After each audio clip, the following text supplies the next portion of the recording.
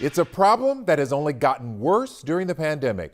Drug overdoses skyrocketing at an alarming rate here in Houston. That's according to an expert who treats addicts. Investigative reporter Cheryl Mercedes looks into what has become a dangerous trend.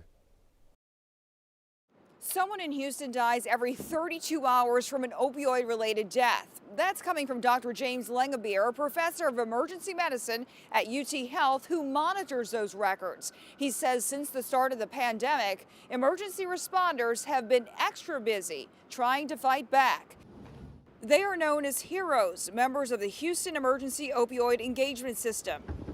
They go door to door offering help to people who have been revived from drug overdoses. Dr. Lengabeer created the program 4 years ago.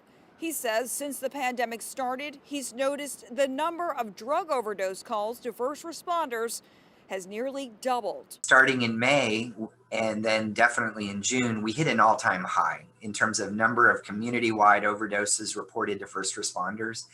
And we're also seeing the same thing with deaths. Dr. Lengabeer says more than 336 people in Houston have died from opioid overdoses this year. Coming up at 10, we'll take a look at what he's projecting for next year and what he believes is part of the solution. Cheryl Mercedes, KHOU 11 investigates.